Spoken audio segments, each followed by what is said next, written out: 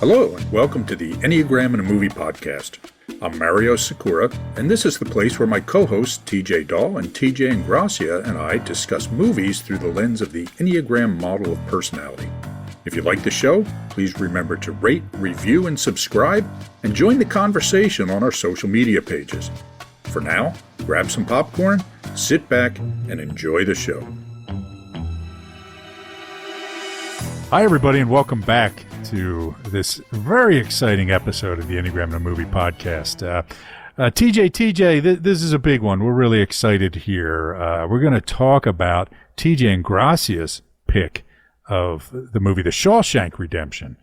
And let's see, but we have some special guests. And so TJ Dawe, why don't you tell us about our special guests and why they're here with us today in particular? I'd love to. So I was watching Shawshank Redemption twice, as I always do whenever we do these recordings. I always watch the movie 2 full times to see what hits me. And I'm looking to see what the Enneagram types are of the characters, but I'm also looking to see what's the symbolism of the movie, what resonance, what meaning does this have beyond just the surface of the story and the personality types of the characters.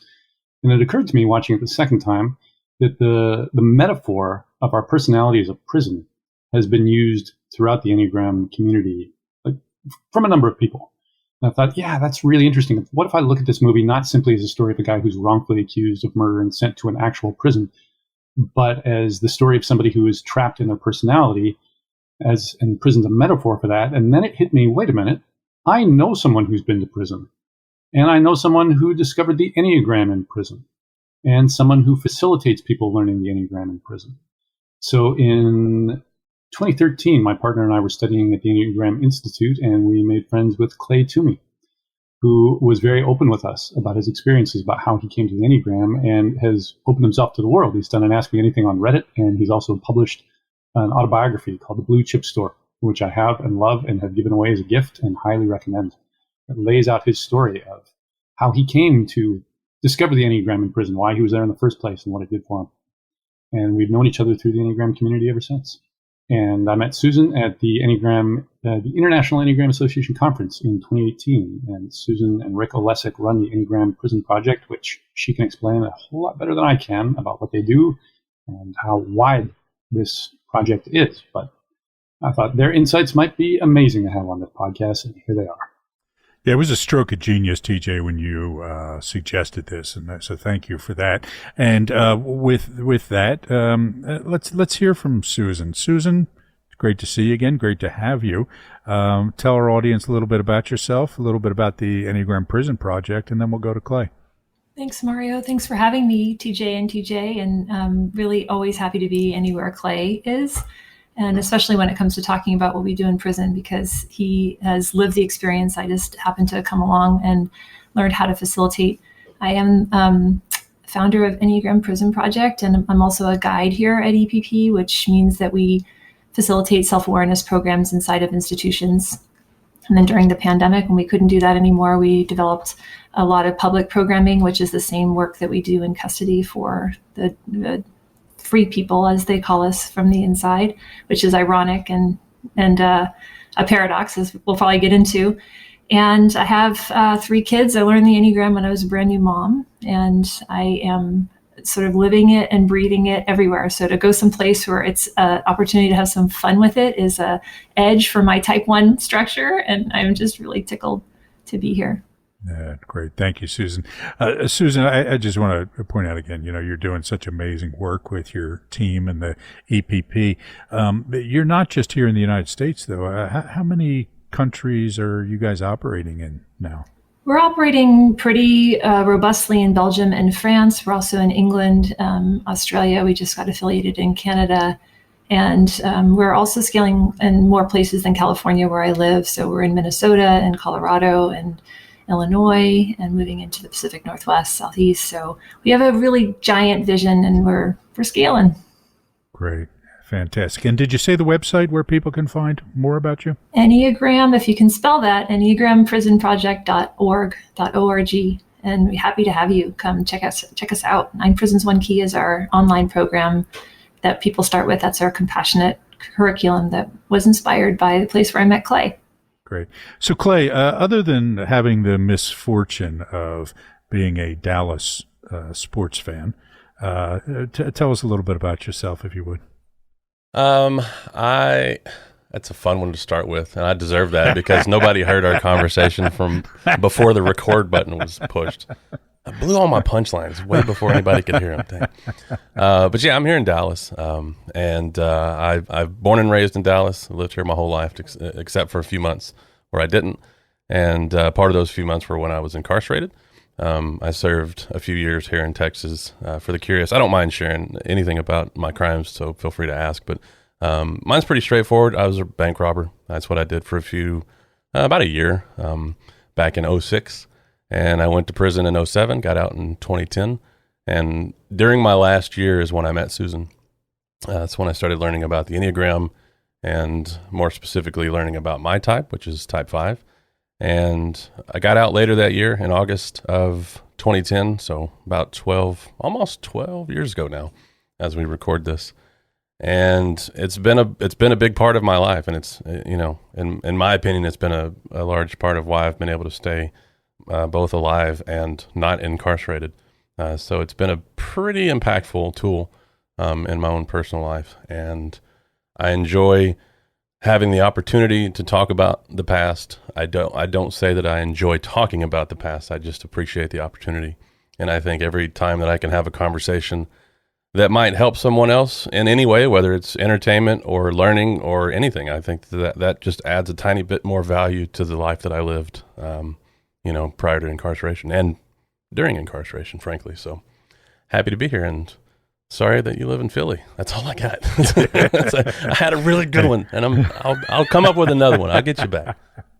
All right. For anybody not listening, Philadelphia and Dallas have a really, really angry and hostile sports rivalry, particularly around football.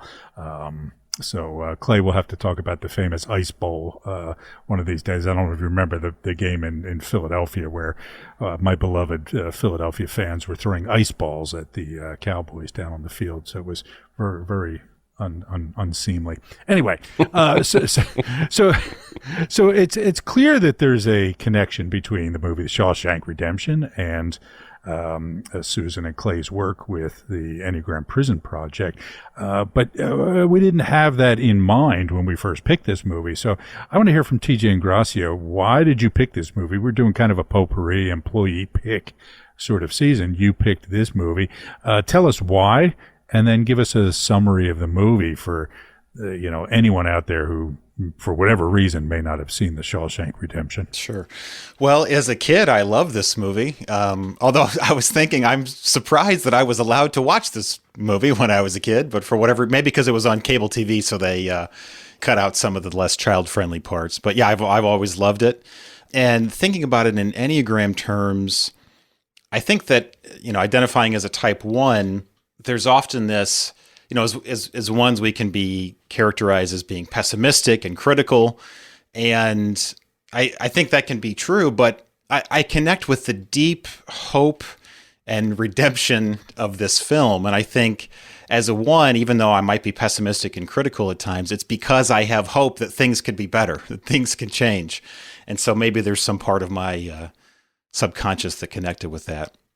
And then just the ending, we don't want to get too far ahead of ourselves here, but every time I get to the end of this film, like Byron Hadley, I sob like a little girl. I cry every time I watch this movie. I think the last 5 minutes might be the most beautiful, redemptive 5 minutes of any film in cinema history. And I've just always loved it. Yeah, I always, it's one of those movies that, for me, I think, my reaction to it should be that it's a bit too mawkish, right? A bit too sentimental, but it works every time. Every time I see it, it gets me. I feel it. I don't, say, oh, this is just hokey or too manipulative or something. I think it really walks that line in a skillful way to capture those feelings. So I agreed. Agreed. Before we get into the summary, first of all, let me confirm, Clay, Susan, are you guys movie folks, and had you seen this movie before? I'll go first because it's a short one. No, I'm not a movie folk. I don't watch a lot of movies. If I do, it's usually slapstick comedy of some sort, like Dumb and Dumber or Liar or something like that. I did well, see you just this movie. won over TJ Ingrassia there with. Yeah. Okay. Cool. All right. Yeah, Awesome. okay, We can watch that one too. But I don't intentionally avoid movies. It's just one of the things that I don't participate in too much. But I have seen this movie previously. Ironically enough, I saw it when I was locked up. Saw it when I was in prison. That was the first time that I saw it, and it was. I thought very highly of it, and I also never watched it again, which is usually the case with movies in general for me, but especially prison movies. Not my favorite genre, I'll say. But I like TJ Dawe. I did watch this twice for this. I watched it last night right before I went to bed, and then I watched it today again right when I woke up, so I could see it 2 different times a day. And that's probably the end of it for me. There won't be there won't be a fourth time. Very curious to hear how it played in prison. It's funny. It's like watching a sports movie with athletes, or it's like watching a music movie with musicians. There's a mix. There's some people who say, "Oh, that reminds me of such and such," and they're almost like some nostalgic, joy or some. And then there's also people who are like, "Well, that's not how it is," or "That's not real," or "That's not accurate," or whatever. And the same mix applies with watching this film inside of prison, surrounded by people who are also in prison.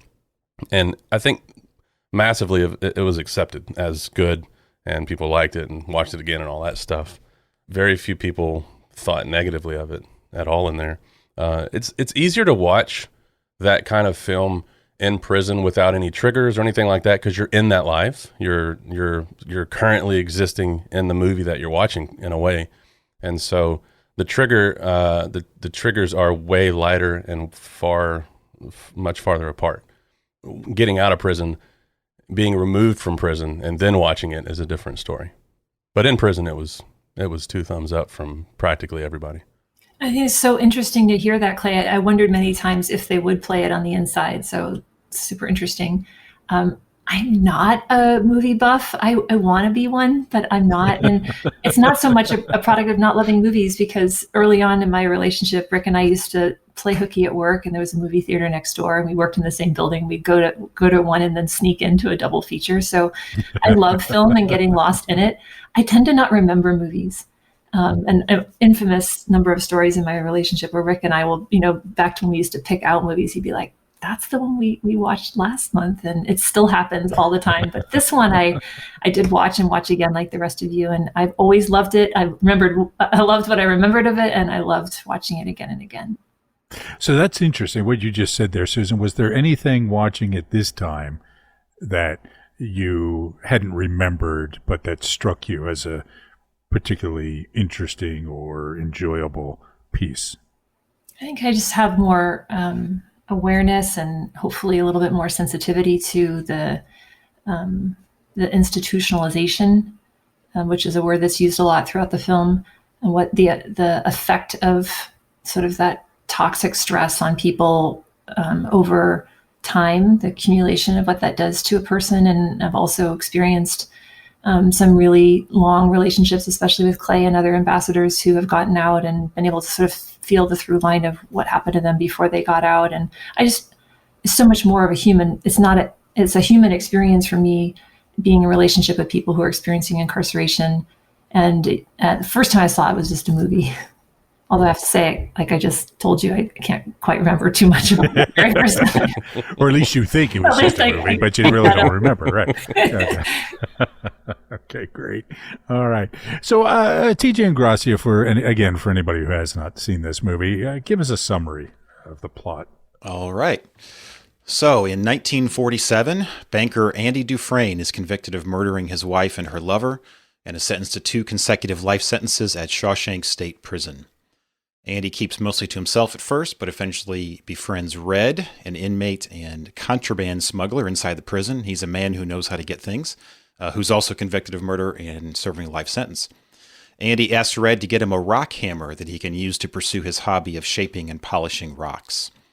For the first couple years of his sentence, Andy is regularly attacked and sexually assaulted by a group of inmates known as the Sisters and their leader, Boggs. In 1949, during a work detail touring the roof of the license plate factory, Andy overhears Byron Hadley, the sadistic captain of the guards, talking about an inheritance he received from his deceased brother and complaining about the taxes he's going to have to pay on it. Andy offers to help him in exchange for a round of beers for the men touring the roof. And while Hadley almost throws him off of that roof, he eventually agrees. Shortly after this happens, Andy receives a horrible beating from the sisters, which nearly kills him. While he's recovering, Captain Hadley severely beats Boggs in retaliation, who is transferred to another prison, and the sisters never bother Andy again. After Andy returns from the infirmary, Warden Samuel Norton reassigns him from laundry duty to assist elderly inmate Brooks Hatlin in the small, dilapidated prison library, despite Brooks having been the only librarian there for decades. But it turns out that the library job is only a front for having Andy help the other prison staff with their finances, and eventually including the warden himself. Around this time, Andy's given permission by the warden to write to the state legislature, requesting funds to improve the prison library, which he writes a letter every week. In 1954, Brooks is paroled after serving 50 years of his sentence, but he's unable to adjust to life on the outside and eventually hangs himself. The legislature finally decides to shut Andy up. They send him a check for $200 for his library project and ask him to leave them alone. This encourages him to start writing 2 letters a week. But along with the check, they also include an assortment of used books and a record player, which Andy uses to play a recording from The Marriage of Figaro over the prison PA system. For that stunt, he's given 2 weeks in solitary confinement, which he describes as the easiest time he ever did, because of the music that he kept with him in his mind and his heart, and the hope that it gave him. But Red dismisses Andy's hope, saying that hope is a dangerous thing. In 1963, the warden begins exploiting his endless supply of free prison labor for public works projects, profiting by undercutting other companies and taking bribes to not do some work. Andy launders the money for him using the alias that he created, Randall Stevens. In 1965, burglar Tommy Williams is sent to Shawshank and befriends Andy, who helps Tommy pass his high school equivalency test. Tommy reveals to Andy and Red that during a previous stint at another prison, his cellmate confessed to the murders that Andy was convicted of. Andy approaches the warden with this information, who refuses to listen. When Andy mentions the money laundering scheme and saying that if he ever got out, he would never tell anyone, the warden becomes enraged and sends Andy to solitary confinement for 2 months.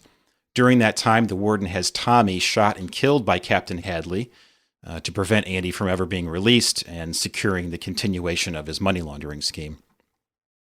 After his release from solitary, Andy tells Red of his dream of owning a hotel and a boat in Zihuatanejo, a Mexican town on the Pacific coast.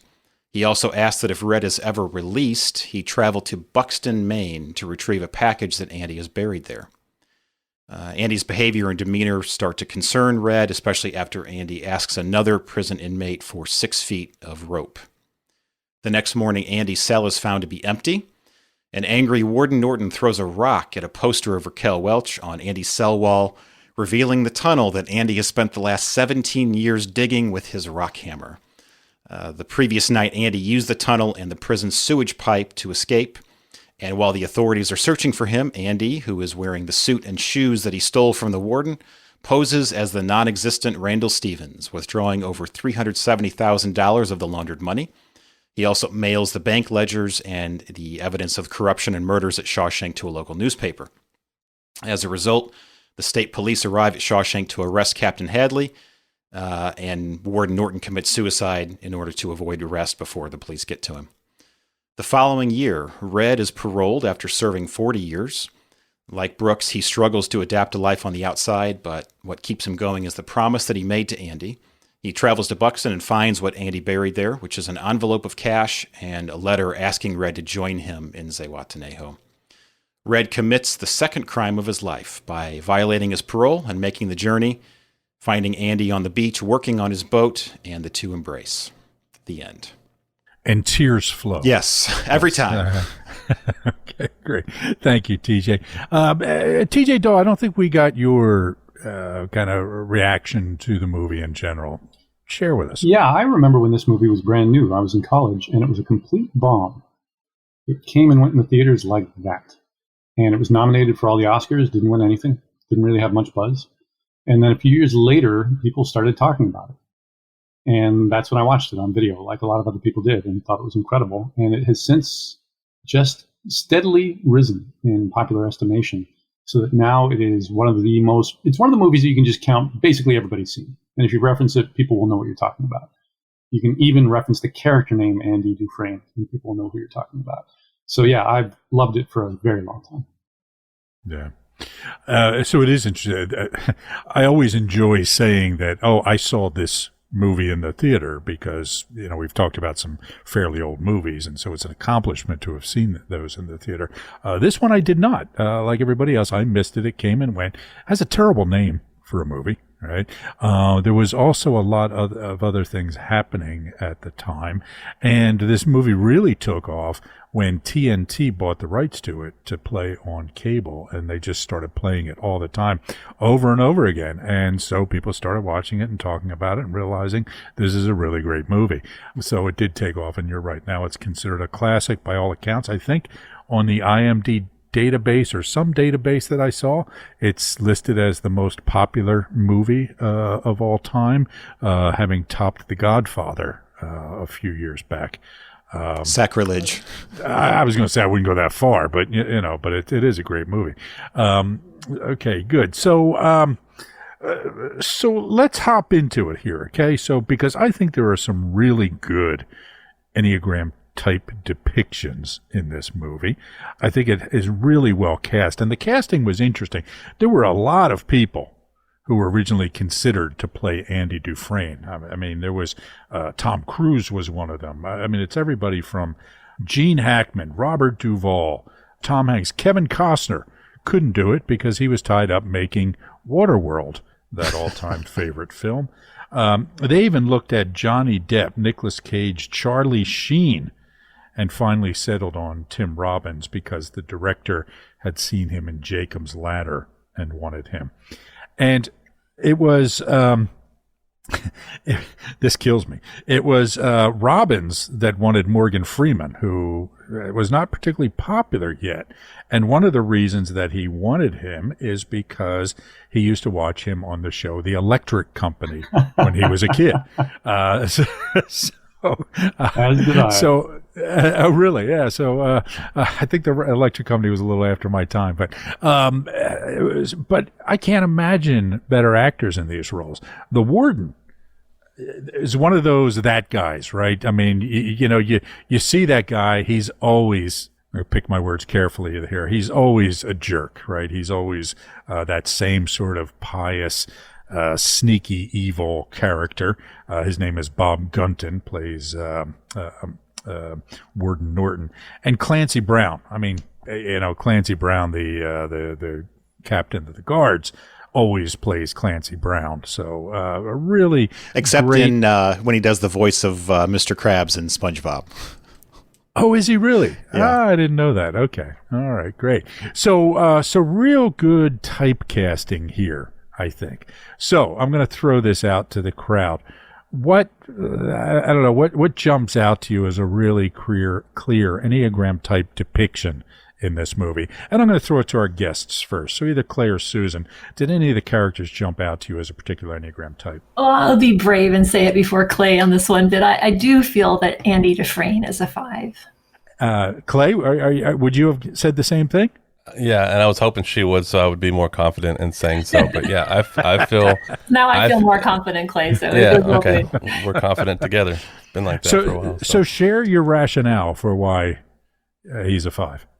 For me, it's so I'm a 5, with a 4 wing, and there's so many things about watching this, just the subtle things about how he goes through life with, knowing things that you don't have any business really knowing and that serve no purpose in knowing, but that's just part of the fun as a 5 sometimes. It's just knowing and being ready for conversation no matter what the conversation is. So this knowledge of rocks, or knowing that, or like when they're doing the cell inspections and he's I think this one was actually intentional with learning Bible verses and being prepared for that situation.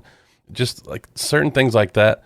He also has an Einstein picture in his cell. I don't know if y'all saw that or not, but it's like the hero of all 5s. But just tiny little things that he goes through life doing. It's just like I've seen myself in a lot of those scenarios, whether it's teaching the finer complex details of the tax code to all these prison guards, or teaching the alphabet to someone who's trying to get their diploma.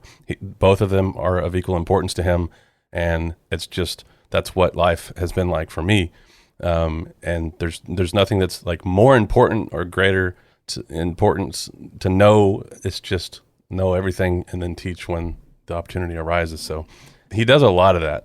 And some of it's like super subtle, and I wonder how much of that is just me seeing myself and picking up on it, or how much of it is super obvious and I'm just overanalyzing, all that. So both of those are equally likely, I think. It's not like a 5 would overanalyze or anything. No, never. I've never been accused of that. So that's in a nutshell, that's my take on that. Great. Susan, what would you add to that? I like all those points that you're bringing, Clay. I wouldn't have thought of them in that way exactly, but he does say this line at some point where he says, my wife used to say I'm a hard man to know. I'm like a closed book, and I loved her. I think this is the really tender part, that he says that's what killed her, that I didn't know how to show her that I loved her, and that I drove her away, and that she died because of this trait in me. And so it's really tender. I think he's got a big old honkin' four-wing, and I think he's like, that comes out in his music, and is the beautiful part that you talked to about TJ Ingrassia, about how he kept that music in his heart, and it was the easiest time that he ever did. And I know it makes me wonder if he's a social 5 in the way that you're describing him, Clay, because he does so many things on behalf of other people. He's really attentive and does things for that benefit people besides himself. And I felt that his love of geology, I think he put it as like a study of pressure and time, which I think is this beautiful metaphor that goes throughout the film. And what happens to him at the end with this pressure and over time is, I think he sort of chisels away at all that hardened heart that he had, and he's actually very accessible. By the way, fun fact, one very specific moment in this movie that I relate to is when he gets thrown in the hole and he has the music, and that's what makes it tolerable. That literally happened to me. I was put in the hole for 2 weeks. I had a rash on my arm, and a guard was mad at me for not eating pickles on a meal one day, which sounds asinine, but that's prison life sometimes. So she had a bone to pick with me, and the first opportunity she got, she said, "Oh, you have a rash. You must be, quarantined." And so I got thrown in the hole for medical quarantine for 2 weeks. And the whole time I was there I just sit there and wrote music.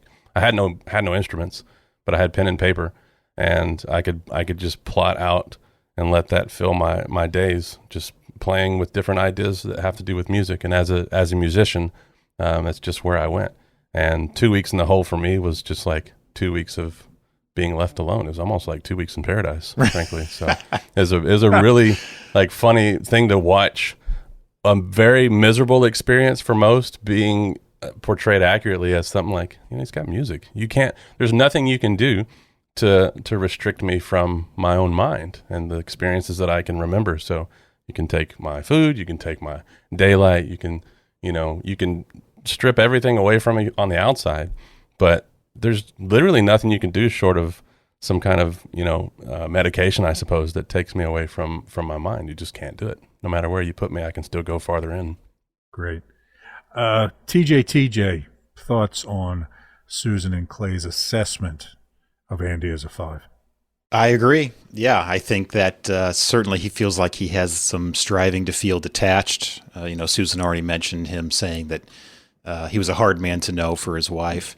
The scene when he first approaches Red, and after he walks away, Red has this little monologue where he says, "I could see why some of the boys thought he was snobby. He had a quiet way about him that wasn't normal. He strolled like a man of the park without a care or worry in the world, like he had some invisible coat that would shield him from this place." And my thought about that was similar to what Clay was just talking about. It's like he's living inside. It's like almost like he's protecting himself from this place because he's got his interior world, and so he's whatever he can go inside of his own mind, whether he's in prison or as a banker or on the beach in Mexico. Now, presumably the beach in Mexico is preferable. Not to say that he enjoyed his time in prison, certainly, but just that he, that made sense to me, that connection. Yeah, a few things to add. He's patient, secretive, and meticulous. So as was mentioned by TJ Ingrassia in the summary, when he's sending in letters for funds for the library, a letter a week for years and years and years. He's got all the patience that anybody could need. And then, of course, when they give it to him, he doesn't stop. They say, please stop. And now I'll write 2 letters a week. And he does. And they don't say this, but what I imagine is he wasn't just repeating the same words every time. He was probably writing a new letter every single time. And that slow persistence made the dam burst, which is also how he escaped from prison. And even his closest friends don't know he's doing it. And he does it little by little over the course of years and years and years, and does the impossible without anybody knowing it. And knowing that if I get impulsive, if I lose control of my mental faculties, if I get impatient, this whole thing will be lost. You got to do it at exactly the right rate for as long as it takes. And one of the things that jumped out at me this time was part of his escape involves escaping on a night that there's a thunderstorm, because that's when the sound of him smashing the pipe that he crawls out of can be masked by the thunderclaps. So there's the patience of doing that, and then knowing, okay, my tunnel is ready, and now I just have to wait for the right time. So that is superhuman patience to most types. But for a 5, it's like, yep, I'll bide my time. I'll wait as long as it takes. Another thing about him is he's very straight-faced. So when he gets sentenced to 2 consecutive life sentences for a double murder he didn't commit, he just closes his eyes. He doesn't scream. He doesn't cry. He's just very flat-faced pretty much the entire time, including when he finds a maggot in his oatmeal when he first gets there. He just kind of looks at it as if to say, interesting. Another very 5 thing is under stress. Because I was watching it, I was thinking, he could be a 5, could be a 9. There's certain 9-ish things about him in just how immediately likable he is. 5s tend to be kind of prickly. It's not easy to befriend a 5. I mean, it can obviously happen. It just happens a lot more quickly and easily with a 9. Under stress, he calls people out on their intelligence. So in the final confrontation with the prisoner who's the leader of the sisters, he's giving them a stat about what happens if there's sudden brain trauma and how it causes the jaw to clamp shut and you need a crowbar to release it. And the guy says, where do you get this shit? And he says, I read it. Do you even know how to read, you ignorant fuck? Or later when the warden is rejecting his request to search down the prisoner who actually committed the crime that he committed, he says, how can you be so obtuse? Is it deliberate? So that is about the sharpest cut that a 5 will give you, is that you are stupid. And I'm going to call you on it to your face. And I'm going to make you feel this big for being unintelligent. Because to a 5, that's the worst thing a person can do. And then one more thing that I thought of. The first move that he makes with winning over the guards, with doing the tax problem for Hadley, he gets beers for all of his workmates. He doesn't drink any. And I thought that was interesting. Where did that come from? And maybe one of the aspects of it that would fit in with him being a 5 is the joy of solving a difficult puzzle. This is the supreme challenge within the prison social system. How can you win over Hadley, the Clancy Brown guard, the hard-ass guard who literally kills people, who doesn't take shit from anyone, not for 1 second? And I'm going to walk up to him unannounced. And this is just a coincidence of the casting.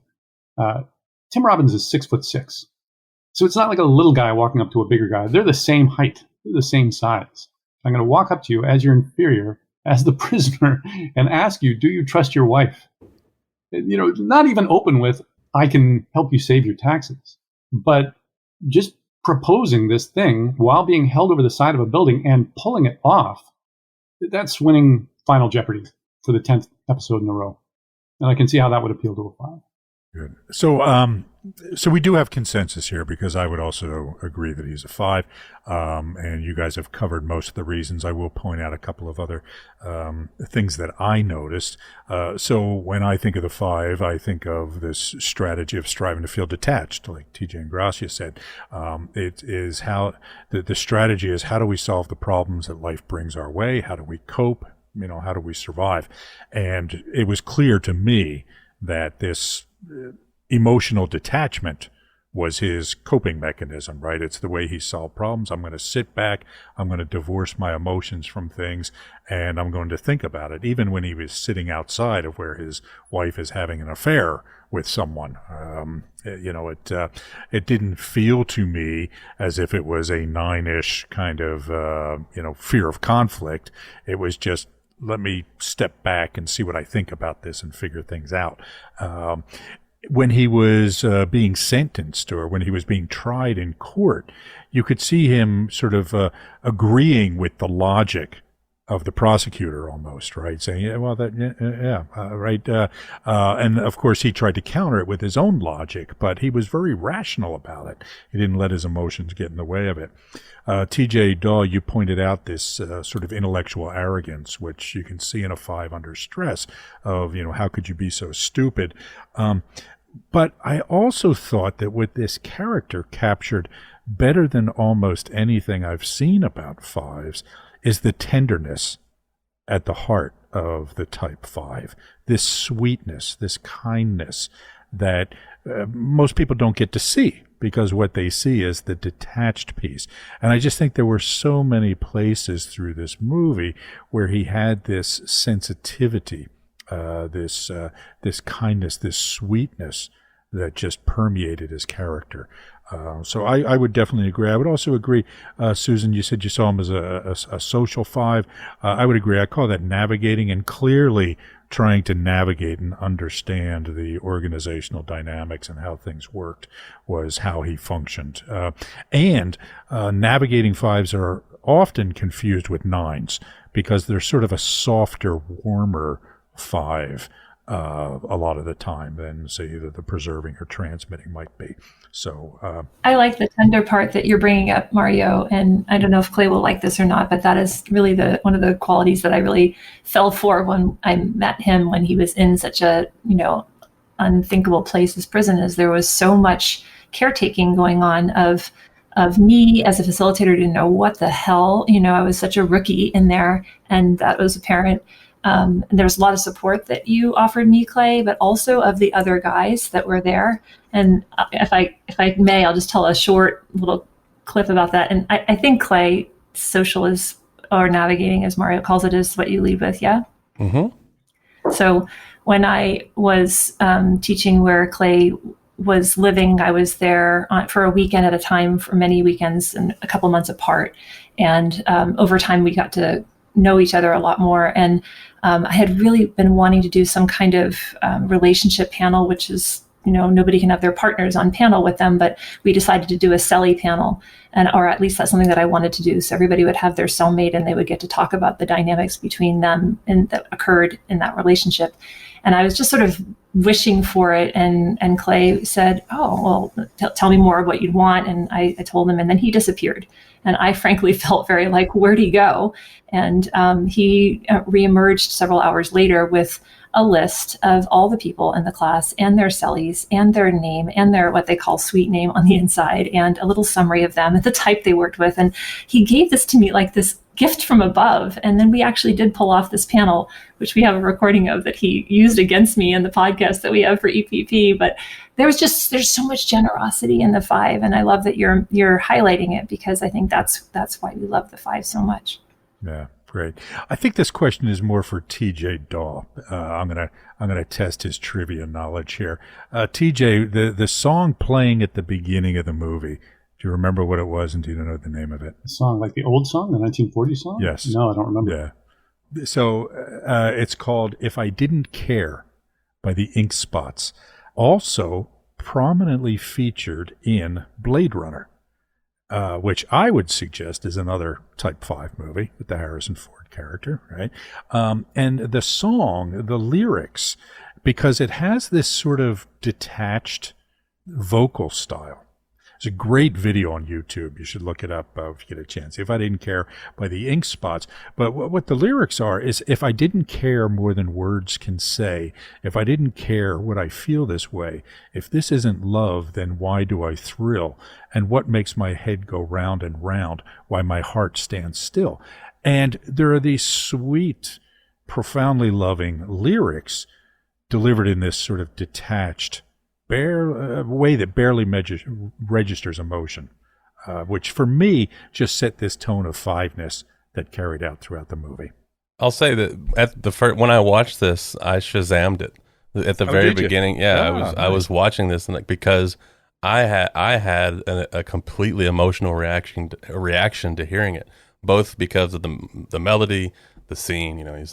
It's a movie music, and then actually now it's coming out of his car stereo and the words and.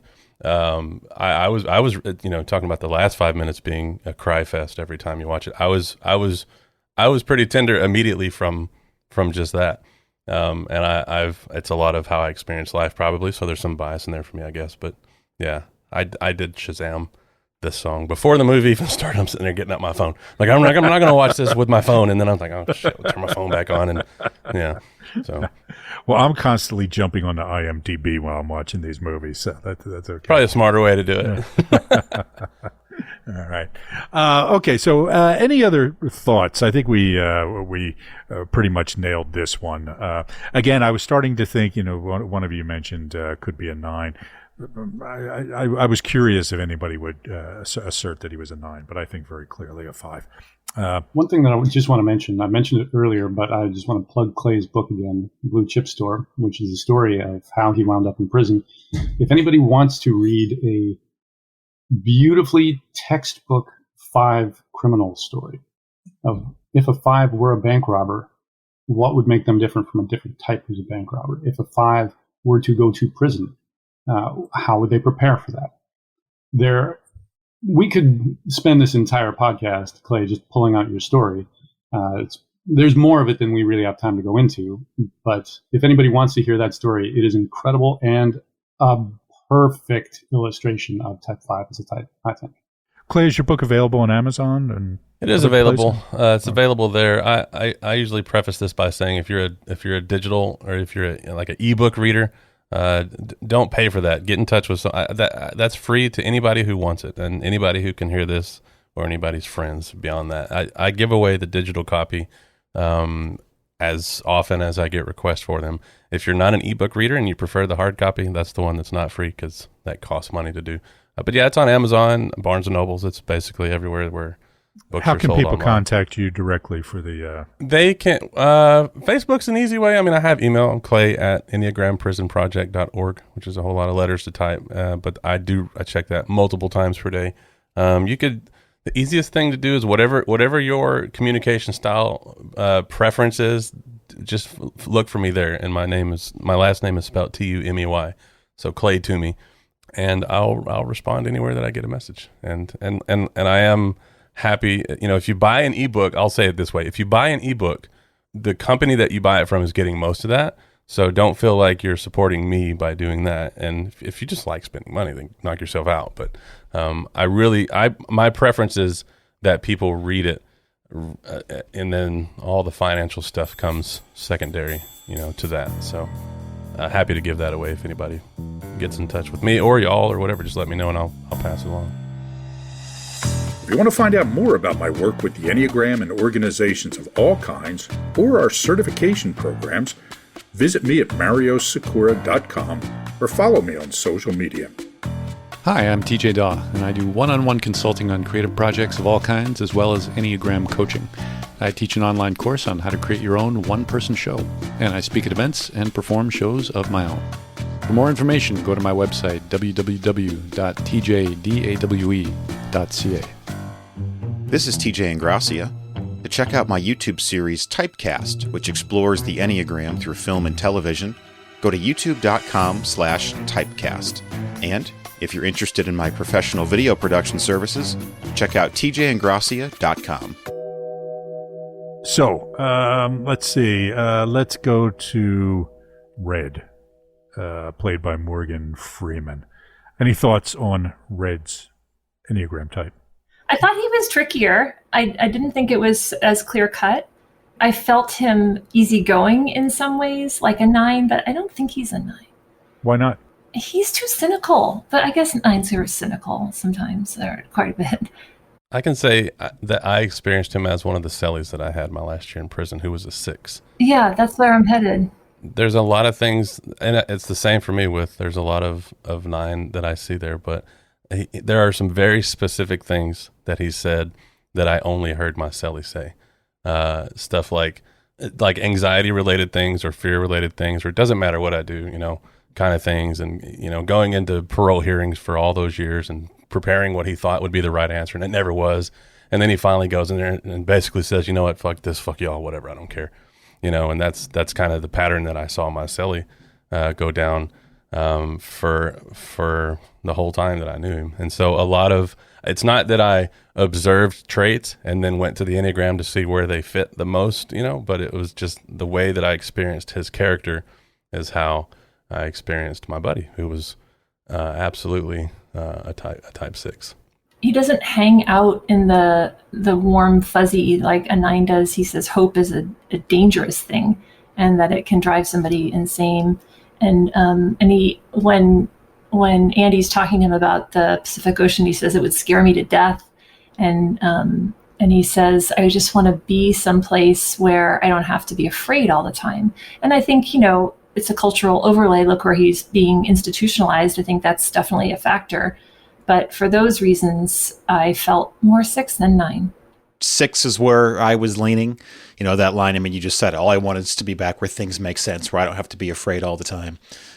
Where he says, 40 years I've been asking permission to piss. I can't squeeze a drop without say so. Just sort of this deference to the authority figure. Now, if you've been in prison for 40 years, I imagine people of all types would have trouble going to the bathroom when you've been asking permission for 40 years. But there seemed something and just his awareness of this idea of being institutionalized, maybe it's a little stereotypical, but 6s can have sort of this attachment to an institution that they want to, what's my place in this, where do I fit in? What can I offer the institution? So he seemed to have some awareness connection to that. Certainly not as strong of a type, I think, as Andy is a 5, but that's what I saw. I didn't have a particularly strong impression of him either. My best guess that I only came up with this morning was a 3, a navigating 3. Navigating in terms of the fact that he's the guy who can get what you need. And that's all done through social connections. So that's very much the trust and reciprocity part of navigating. One hand washes the other. I give this person a pack of cigarettes, and then they get this package from the guy who's delivering the laundry, and they set it aside. And then, we all know each other. We all understand each other. We know who owes who a favor. 3, in terms of his ability to navigate those waters, his ability to make that work for him, his ability to know everybody, and that his journey is a journey towards authenticity. Very much from, I will tell the parole board what they want to hear, towards, I will be genuine and honest and not try and score a point by what I'm saying. That was my sense of it overall. Not so much like he's a picture perfect 3 or anything like that. And 6 makes plenty of sense to me too. It's interesting that all those things we just said are all inner triangle connected. Yeah. It's like there's something going on in that triangle, whatever we land on. Yeah, because I was leaning towards 9. And for me, it was more around affect than anything else. Because I think that all the words spoken, I completely agree, right? The talk about fear, the talk about being under the control of someone, etc. For me, again, it could have been reflective of character. It could have been reflective of circumstances. So I'm not quite sure. I don't think it was a really pure depiction. But Morgan Freeman just has such a 9-ish affect to me that it was hard to see anything else, right? I mean, the guy's just smooth as cotton, right? And so even when he's talking about being afraid, the only time he seemed uncomfortable during the whole movie was when he was bagging groceries and asked to go to the bathroom. I mean, the rest of the time, he just seemed comfortable and rooted in his place to me, right? So that's the direction I would have had. But and it does say something about that inner triangle, right? There's a whole lot of interaction going on there, and you see each of these things bubbling up in anybody who's a 3, a 6, or a 9. So again, I don't feel as strongly as I do about what I think about the warden, for example, or even what I think about Andy's character. So I would also add Brooks. I had been thinking 9 as a possibility for Red, but compared to Brooks, who's just like Can we get a 9, please? Send in Brooks. Maybe one of the 9est I've ever seen. He's just so easygoing and lovable and likable. And the first time we see him, he's feeding a chick of a crow that he's rescued. He's feeding it a maggot from his own hand. And we see that crow grow and become old, and he cares for it. And he's just gentle and kind and minds his own business. And you can't help but love him. It's a pretty good choice that we never find out what crime he committed to be there, because that might make it a little bit harder just to think of him with such complete unconditional positive regard. But we do, because he's just the nice old guy. And he was sentenced to life, so whatever he did was fairly serious, right? Okay, great. So let's talk about the warden, TJ Ingrassia. Oh God, no, not me. You seem to have a strong opinion, so I'm going to be very right or very wrong here. Go ahead. Well, I was a little bit conflicted, but ultimately I landed on type 8. I've always been conflicted about him. Actually, for my YouTube series, I used a clip of him in my one video, and I felt like there are some one-ish kinds of things. He's very judgy. He's very sort of like, I'm above you people in a judgmental kind of way. But ultimately, it felt like he's not. He certainly enjoys having power, the power that he wields in the institution. There is a quote, actually, let's see, which book is this from? Oh, this is from Instinctual Leadership. Well, don't go by that. Right. Yeah. It's a great one. There's a quote that says that they want what they want, and they want it now. They can be so relentless in their pursuit of their goals that anything they view as an obstacle can become an obsession that must be resolved immediately. And, that's pretty good, actually. Yeah. No, go ahead. Tommy's there's a roadblock to his continued money laundering scheme. Well, we're just going to take the problem out of the equation and keep going. And I was conflicted. I'm still, that's probably where I'd land, but I'm easily swayed. Okay, good. Let's throw it to the group then, see if anybody chooses to try to sway you. I'm not going to try to sway him. I will say that you know how people say, well, I wonder what type Jesus was, and some smart ass always says, well, he was a type 10 because he was the greatest. I feel that way, but on the other end about this guy, like, I wonder what type he was. It's probably 0, because I don't want to connect this dude with anybody else that might hear this, because if you told me that this guy was a 5, then the last thing I would want to be is a 5. And so that is my bias. I'm admitting that out front, and I'm actually scared to even think about what type. I'm so biased on his, based on his behavior, and he's such a real character. By the way, this is not a super exaggerated Hollywood version of what some folks can be like in charge. So that's my helpful or unhelpful input on this guy. Well, I think that's I love the caution and care by which you're approaching this, and I'll preface any further conversation with, we all know that people of any Enneagram type can be pretty awful people, and well,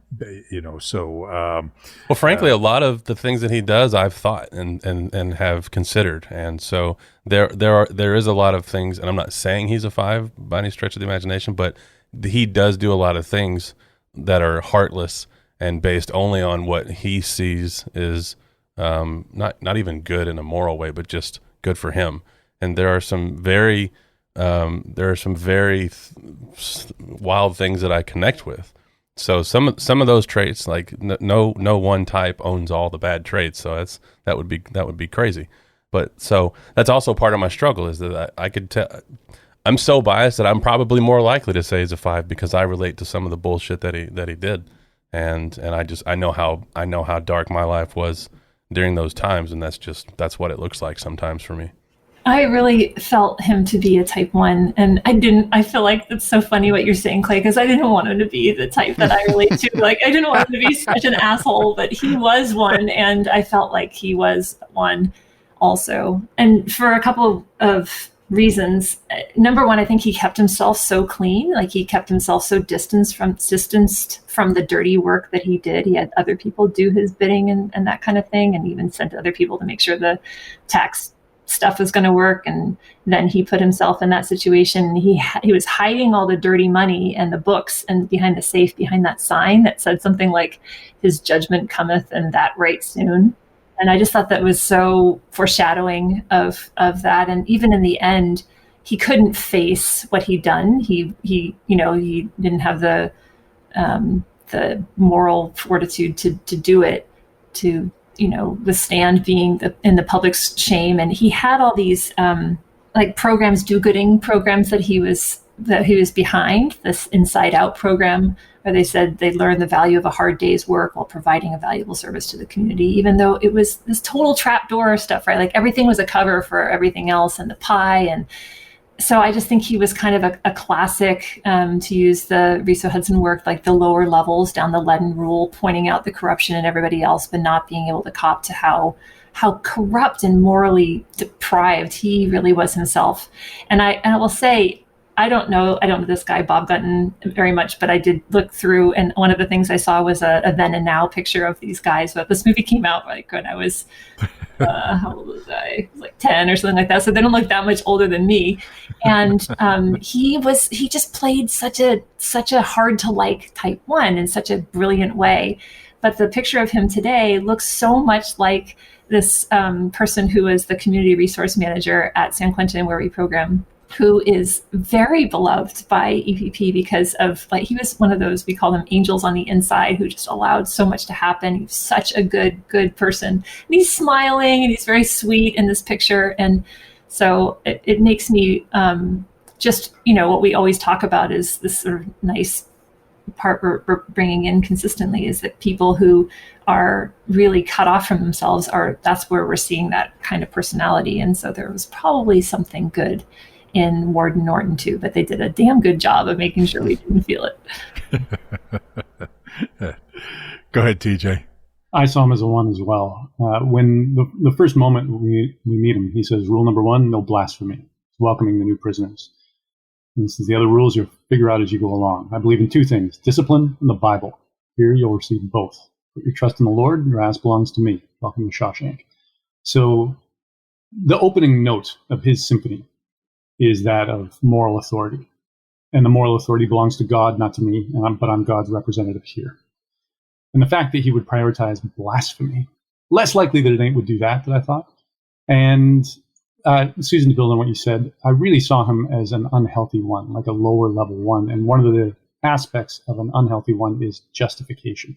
This sense that I am still morally right, even while I am completely corrupt. And that might be, my corruption might come out in terms of indulgence or greed or any kind of bad behavior, but I can twist myself into mental pretzels that help me fit that into my rubric of why it is the right thing to do and why I am still a moral, correct person doing them. Yeah, great. Pure transmitting one. For me, so one of the things we see in ones under stress as they start to repress this need for joy and excitement and pleasure and happiness is that it goes underground, right? It gets repressed and it starts to leak out. When Maria Jose's not around, I like to use the example of the TV preacher who gets caught in a hotel room with a couple of hookers and an 8-ball, right? And, there's just this, secret dirty life happening underneath the moralism that tends to take place in a very unhealthy, very repressed one who is not integrating some of their impulses here. So I saw that over and over, and the way he was quoting the Bible verses, it was almost as if they were referring to him and not God, right? With John 8:12 he was basically saying, I'm the light. Right. And, so there was this, there wasn't necessarily moral conflict in him because he was just unconflicted about what I think is right is right. And, there was this punitive quality to him. I remember doing a training one time, and the CEO of the company was a transmitting one, what others would call the sexual one. And this guy was great. I mean, I'm still in touch with this guy. I love this guy. He's really, really a good guy. But he falls victim to his issues sometimes. And he was talking about how I don't want people to just see that they made a mistake. I want to punish them for it. And I know this isn't a good thing, but I need them to feel some sort of hurt for having transgressed in some way, right? this was the warden for me. So seemed very one-ish character to me, a very unhealthy one. My apologies to all my one friends out there, but I'm an 8 and I get some pretty crappy, analogies. So, I'm not, so there you go. Okay. Somebody else's turn. How's that feel? Okay. So let me, I agree with all of that. And actually, honestly, that was, let me retort, right? That was more the way I was leaning. But I was conflicted because, and it's interesting, you said you saw him as a transmitting one. So talk me through, because it feels like the transmitting one is more, they want to change the world. You talk about how people think that it's the navigating one who wants to do it, but it's actually the transmitting one. And I didn't get anything from him where he's like trying to reform, trying to change the system. It seems like more his Inside Out program, whatever he's doing with the inmates, it's really more about controlling his kingdom and embellishing his own pockets. It doesn't seem like he has any sense of wanting true reformation, even from an unhealthy perspective. Yeah. So what happens with the transmitting one is the healthier ones, the more aspirational ones, want to change the world. The less healthy ones want to change you. Right. So I want to control you. I want to change you. I want to make sure that you are living the way I think you should. Right. So it's the transmitting one that can be really, really tough on people who they don't see as following the rules and, living the right way. So, that's how I would see it. Yeah, that's interesting. I need to think more about that. I guess on paper, it's kind of like interesting how you said with Red, like, the difference between the words, the script that was written on paper and his affect. All those things I agree with. The put your faith in the Lord, your ass belongs to me, and the quilted thing, his judgment cometh, and that right soon. This very judgmental thing. I guess I just didn't buy it from him in terms of feeling like he really meant it. It almost felt like he was more using that as a cover to just have power over people. But that could speak to his unhealthier. That's the way an unhealthy one, I guess, would use some of that, is they don't really believe it for themselves, they just believe it for other people or something. Yeah, we have to be careful about attributing high morals to ones, right? Because for the one, it's not about morality. It's about feeling perfect in whatever that means for me and expecting others to feel perfect. So, there are ones who are, bikers and serial killers and all these things, I'm sure, right? So they're not all like you, TJ, and like Susan, so so I just want to mention there was a broadcast, Susan, that you did from some prisoners in San Quentin, one of whom was a one who described his years as a crystal meth addict, and how something he would do with some of the other prisoners was show them the right way to do crystal meth. About how we may be meth addicts, but it doesn't mean we have to be tweakers. Like wanting to reform the way this hard drug is done so that it's done properly. No sense of like, maybe we shouldn't be doing this because it's illegal and it's bad for your health. But it's like, no, this is who we are. Let's do it right. But even after being incarcerated, there are ones whom we met on the inside who are in a lot of rationalization and denial and all kinds of defenses with not being able to rectify the fact that they're in there. That doesn't actually compute because they're still in the delusion that I am doing something for the benefit or for some higher purpose. There's been so much justification to get myself in there. So the coming to grips with the reality, right? I think that's what all the 8, 9, and 1 are doing, is negotiating with reality, fighting against reality, making up my own reality. And then when some of the ones that have been really dear to me that I've worked with on the inside are still working to reform something, but often it's like writing up the correctional officers because they aren't doing something in due process with what they say they're supposed to be doing. And it's like the final turning in and recognizing, oh, it's actually me. I'm the one that's driving this is quite, I think for all of us egotistically, it's a hard one to swallow. Yeah, it's good. What you said there, Susan, made me think of Aaron Beck's book, Prisoners of Hate, which was out probably in the 90s. Aaron Beck was the founder of cognitive behavioral therapy. And in this book, he's making the case that no one gets up in the morning thinking they're doing the wrong thing, right? We all do what we do because it seems to be the right thing to us, right? We just kind of have a screwed up narrative in our head, or a screwed up rationalization that allows us to justify some pretty awful behaviors sometimes. And, and ones, because, some ones who are very unhealthy, because they believe so hard that they're right, can really go a long way before stopping to question the impact of their behavior. All right. So, again, most of our one friends are far, far better people than this warden. Most of them. Most. What a big most. Well, I know some pretty awful people. So, okay, good. All right. So let's see. The prison guard, played by Clancy Brown. I forget what was the name. It was Captain Hadley. Hadley. Thank you.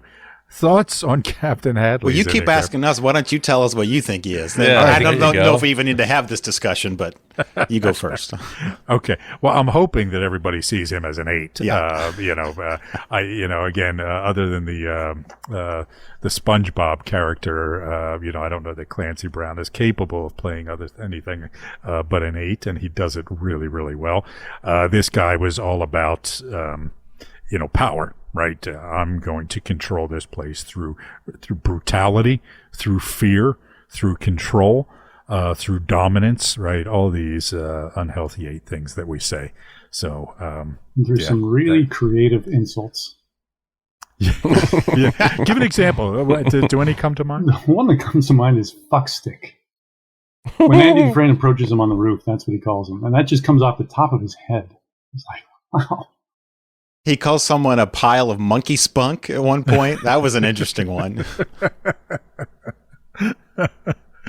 Yes, that's great. I'd forgotten about those, but this is an 8-ish thing too. If you haven't noticed this giving names to people, right?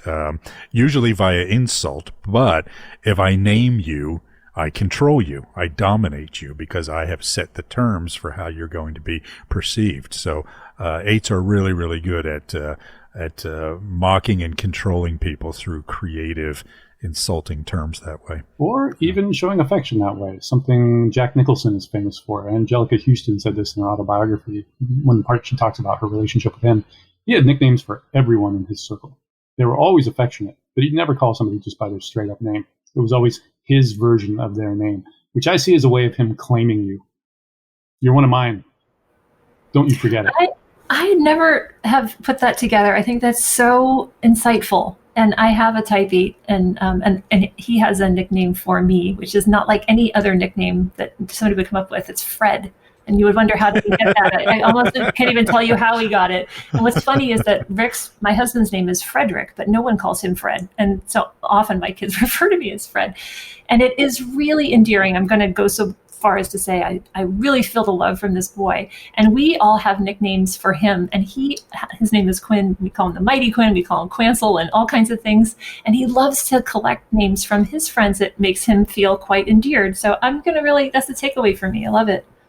I think for me, the things, Captain Hadley, he embodies everything that I appreciate about Type 8. Even when he's beating the hell out of people, and the thing that I appreciate is I never have to wonder, almost never have to wonder where I stand with the Type 8, and whether they're wanting me to die or whether they're wanting me to live. Like, there is no confusion, so it's always crystal clear, and I appreciate. And obviously this is my type structure. I appreciate not having to burn any energy on wondering, well, where do I stand with this jackass, And also, I think that they're fairly easy to win over, which Andy kind of proves with, just knowing a few things, and now this guy's on your side. And then once he's on your side, life is just better, and it's safer, even in a place like prison. And the way that he actually, ironically enough, controls Hadley and gets this other dude paralyzed, one of the sisters paralyzed. I appreciate that about Type 8. I never have to go, gee, I wonder what they're thinking. Wonder how they feel about me. And I like it. And even as abrasive as this character is, I just appreciate the hell out of it. And I love it, actually. It's really interesting to me that you say that, Clay, because that's one of the things I always say that I like about fives is that they tell you what they're thinking. I mean, if you ask them, right? I mean, they might not volunteer a lot of information, but they don't sugarcoat things. They don't beat around the bush. And we see this with Andy, too, right? Andy's not one to, hold back what he thinks. He's just very clinical in the comments that he makes about the world. And I find that with fives that, again, to very similar things. I don't have to waste time figuring out what you mean by that, right? I don't need a decoder ring because you're making, elliptical comments and, that sort of thing. So I do think that's an area where fives and eights tend to get along very well. Yeah, and the pre-show conversation that nobody will ever hear actually embodied that in about 10 seconds. The first thing you did was shit on my baseball team, and then the response to that was, "Well, unfortunately, you're from Philly," and then that was. And we said that, so even we know in humor where we that stand. has a place. Exactly, we know where we stand. For me, and again, I don't do this consciously, but when I think about it, is I'm poking and prodding at this person to see who they are. Right, because how they respond tells me who they are, and I know how far I can go with them, and how I have to handle them if I have to handle them with kids' gloves, that sort of thing. So it's just this natural sort of poking that helps to set the rules. Yeah. I dig it. I support it. I would venture to say that's not just your eightness. I'd say that's also your navigating. That's a big part of it too. Yeah. All right. Great. Okay. So. Did we miss anybody? Any other good Enneagrammatic characters or conflicted characters? We did say that the Morgan Freeman character is a little bit conflicted. We didn't come to terms on him, but any characters we missed here? I'd say Tommy Williams seems a pretty clear 7 to me. He's the good time guy. He's entertaining. He's funny. Everybody loves him immediately. He tells stories about his own crimes and his own life like he's a stand-up comedian, and people just gravitate to him immediately. Clay, tell me about the grin on your face as TJ was talking there. He's just so eager to tell you everything that you're not supposed to say in prison, like all the crimes that he committed, and he's bragging at a table of people who are just like, "I don't talk about this shit, man. Like, what the hell?" Like everybody, it's and that's not literally true. Like sometimes we do talk crime in prison. You're just sitting around, shooting the breeze sometimes. So it's not that it never happens, but he's boasting about it. And it's comical to me because it made me think of a specific person whose name I'm not going to say. That's where the grin came from, to answer your question. And this person that I know who is a 7, who I did time with, he'd just so eagerly and just cheerfully tell you about, I stole this TV and this guy told me put the TV down. I said, well, if I drop it, I'll break the thing. All this stuff. And it's just like, it's so hilarious to me that a pretty dark topic is being handled fairly lightly. And so, yeah, he struck me as not like what quote unquote like a bad guy who's in prison. He's just, it's fun to steal TVs. It's fun to steal a car. So I'll do it. And now he's in prison for it. Also really appreciated the process of him learning to read and getting his diploma equivalency, whatever they called that in the movie. And knowing that, like he's very aware that he's uneducated. Like he's not just blindly ignorant in life. Like he's smart enough to know that he's dumb, for lack of a better explanation. And I enjoyed watching the two of those, like I said earlier, go through the alphabet. The most fundamental of all reading is learning what the letters are and what sounds they make. And then even when he gets frustrated, the way that he says, the cat in the tree and 5 times 5 is 25 and fuck this and all this stuff.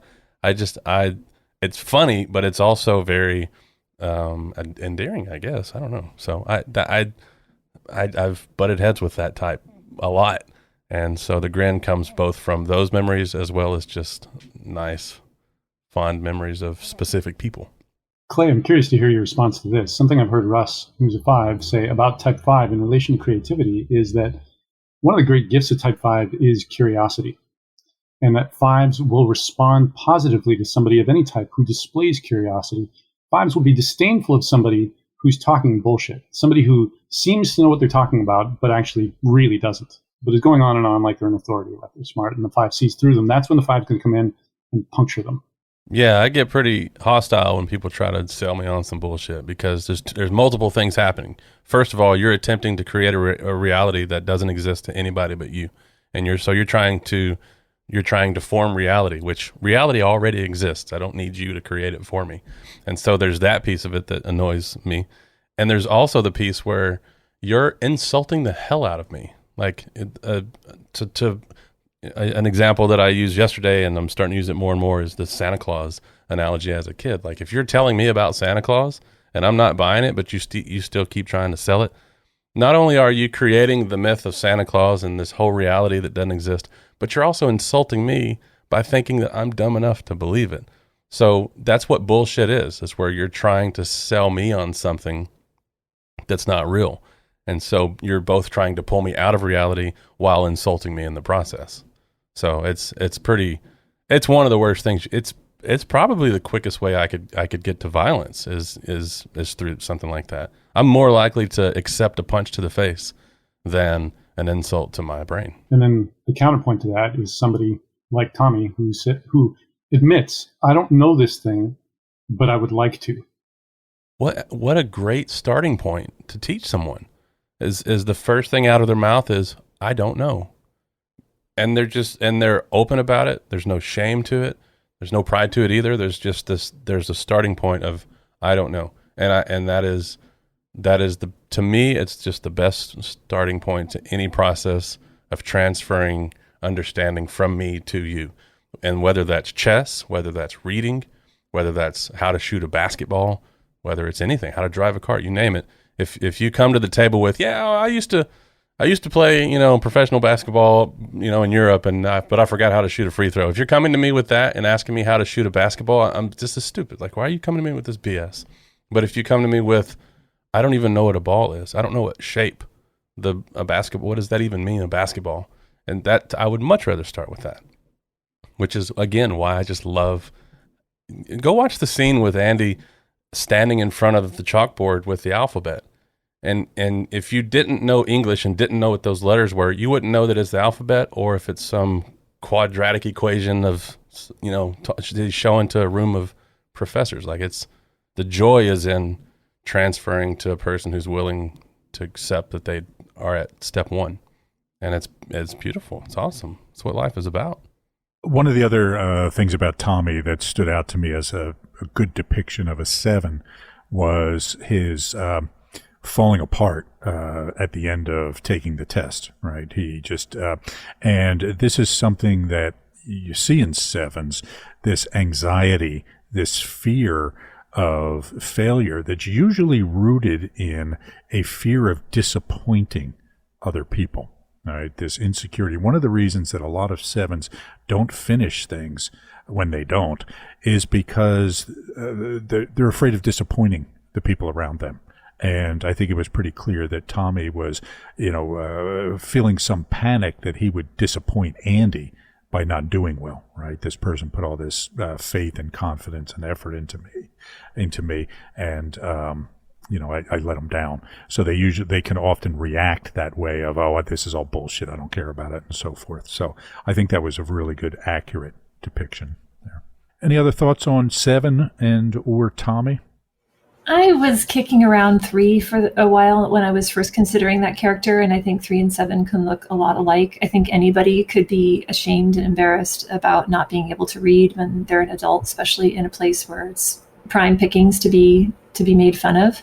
But he did have a lot of swagger and bravado and, all of that, and a lot of pride in his accomplishment. And when these are just other cases I was making in my head as I was trying to really decide. And when he did go out and meet the warden, right, out in the dark in between outside in the cells, and he was absolutely willing to say the honest thing, like the real veracity in him when he had an opportunity to really be that way. He had that at his core. So I don't know, there were some counter arguments I was making in my head as I went, but all of this is also very compelling. And I do see a lot of 3s and especially in prison, especially down the lower levels when there's a lot of acting out, they look an awful lot alike. Yeah, and in particular the transmitting 7, which others would call the sexual subtype, can look very 3-ish, right? So the sideburns that Tommy had, the Elvis look going on, right? And his incessant talking, right, in the cafeteria. I mean, storytelling and talking and so forth. Very characteristic of transmitting 7s as well. Just this need to entertain myself by entertaining you. Right, it gives me something to do. It passes the time and so forth. It wasn't like he was trying to show off necessarily, like, oh, I'm this criminal mastermind sort of thing. It was just, you're laughing at these stories I'm telling, so I'm going to keep telling them, right? And another thing I've seen in 7s, quite frankly, and I live with 3 of them, they really, really want to please people. Right, they really, really want to make other people happy deep down inside, and they really want to. There's a lot of one going on in 7s, and kind of but in a nice way. Little dig there, guys. That they have this, real need to do the right thing by people and please them that way. That ultimately cost him his life too, because he was so eager to do all that exactly that he didn't even notice there was a human with a gun 10 feet above him, which is, I don't know other types that would. Good luck doing that with a 6, right? Why are you asking me this question? What you just asked me that you're asking me 4 different ways the same damn thing, right? And why is that Tommy. Big guy there with the gun, right? Why are we in the courtyard? Good luck. Yeah, I'm walking outside the prison to talk with the guy who runs the prison. I don't think so. Dude has an office, and there's nobody around. Good luck with that. The first thing I do when I see a warden standing by himself is do a 360 and make sure. There's no way that a warden is going to stand there, by themselves. So clearly, there's other people, hiding in the shadows. But it's hard to see that sometimes when you just want to be that, that eager to help or to connect or however you want to say that. All right, good. So we're running out of time here, so we're coming to the close. Final thoughts? Anything we have not captured? TJ Dawe, you always have something in reserve that you want to bring out. So share your thoughts, TJ. Yeah, my thoughts about this movie really changed about 10 years ago. I wrote a blog post about it because I was considering the question of why is this movie so universally beloved when it wasn't a hit when it first came out? So it's not like it's a hit because there was a great marketing campaign that got everybody seeing it. It didn't win any awards. Very few of the people that love this movie have been to prison. So what's it a metaphor for? I work in the arts, and a big struggle for a lot of people in the arts is how do I make my living in the arts? Because most people are stuck in a day job. And that got me thinking this movie works as a metaphor for being in any life situation that you believe you're stuck in, and there's a better life somewhere on the horizon. How do I get there?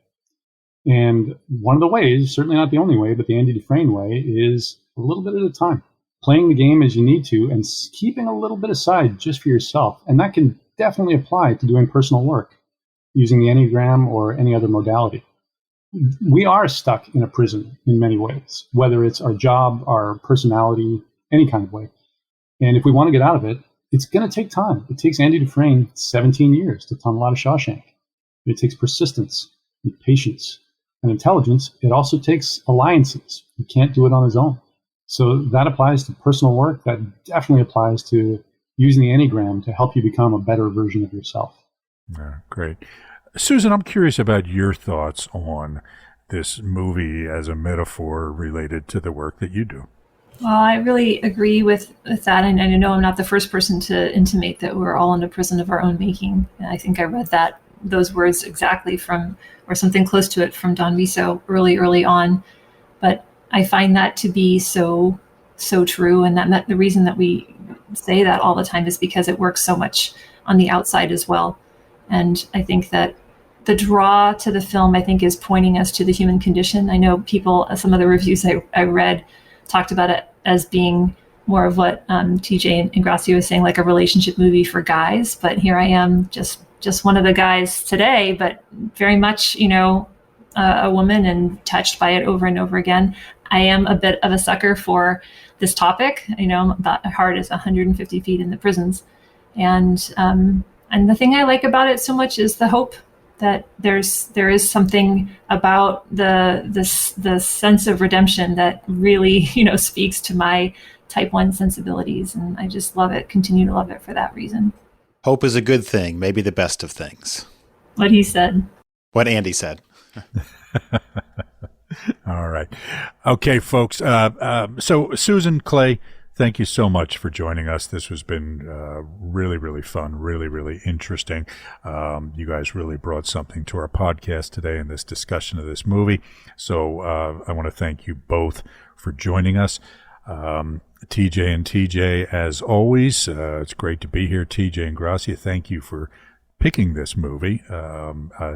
It's been a while since I watched it. Really, really enjoyed watching it again in preparation for this. And TJ Dawe, thank you for this brilliant idea of having Clay and Susan join us. So we'll see you next time on the Enneagram in a Movie. Thanks for listening to the Enneagram in a Movie podcast. Be sure to join us for the next exciting episode. In the meantime, don't forget to rate, review, and subscribe, and join us on social media.